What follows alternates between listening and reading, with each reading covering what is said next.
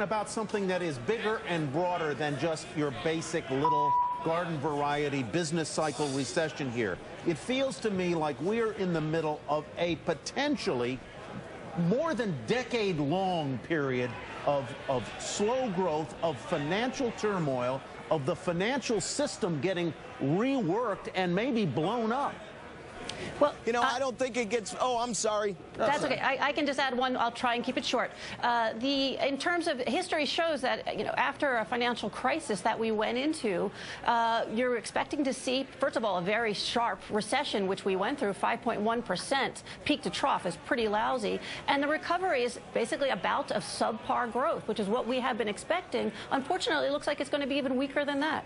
All right, let's bring in Lance Roberts. He is CEO and Chief Economist at Streettalk Advisors. Lance, I don't know if you've been listening to the conversation. What did you think of today's data, and what do you think it means for the economy going forward? Well, I've been talking about now for about 4 months, and really since April, we started recommending to our clients to start raising cash and fixed income because the trend of the numbers has been much more indicative of the weakness of the economic growth rather than just a 1-month number. You know, everybody's focusing on the ISM or the Philly Fed today going, oh my gosh, it's negative. It's been trending towards negative for months. It's like a car slowing to a stop. It doesn't stop immediately. It slows to a stop. And the numbers both domestically and internationally are showing the economy slowing both worldwide and here. And that's going to be a real impact to the markets going forward. But we were looking for a slightly positive number, and instead we got negative 30. I mean, you say it's slowing down. That felt like a falling off a cliff. Well, the numbers, again, they've been trending in that direction. And if you look at across, we run a composite index in our firm that looks at a broad measure of these economic indicators. That number that is in our composite indicator is now at levels that have always been consistent with a recession for the last 40 years. Matt, first you and then Rob, are the people who are piling into treasuries today at 2%, are they going to be happy in 2 years, 5 years from now? Matt, first you.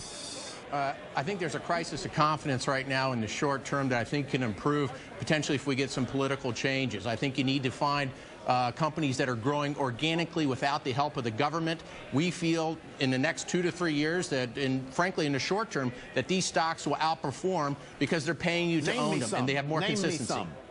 Procter, Intel, McDonald's. These are companies that are actually performing well. People need them. They're ubiquitous brands, strong balance sheets, and a ton of cash. Rob Morgan, question back to you then. Are the people who are putting money in at 2.1% in a 10-year bond, are they going to feel good in 2 years, 4 years, 5 years? Tyler, I hope they're putting it in short term, because if that's a long-term investment decision, I do think they're going to be unhappy in 2 to 5 years. And some of the names I would like here, Baker Hughes in the oil services business, CF Industries, a fertilizer company, just a couple of names there, Gilead Sciences in healthcare. So there are some opportunities out there. Beth, I just saw gold go by on our screen again, $18.25 up 31 bucks. Does this make sense to you logically as an economist? Well, I think it's it's the flight to safety. Put it in gold, it's safe.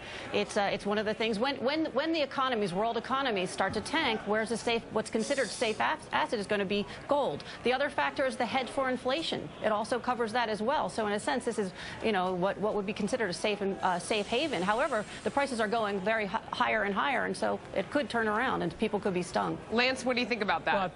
Well, I was just going to comment that it also reflects the decline of the dollar. A lot of the policies that we've been putting in place for the last really 5 years have really been impacting the value of our dollar. Our dollar's been declining rather sharply.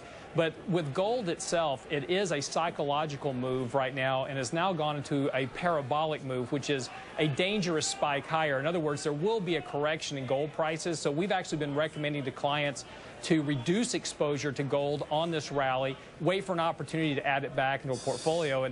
And back to your other comments a minute ago about stocks and treasuries for the long term, I agree that, you know, buying treasuries today for 4 years from now is probably not a great idea. But cash and fixed income right now is a safety play, because when the markets decline because of recessionary threats, it doesn't matter whether it's McDonald's or whether it's Coke or whether it's Intel, they're all going to decline in price. Look at the markets today. 90% of stocks are down today. Yeah. All right, folks, thanks very much. Cash and fixed income, the safety play right now, maybe going forward, as Matt says, go into some of those companies that have steady multinational income streams and aren't dependent on the government. Programming note, folks, thanks to all of you, by the way. Our Larry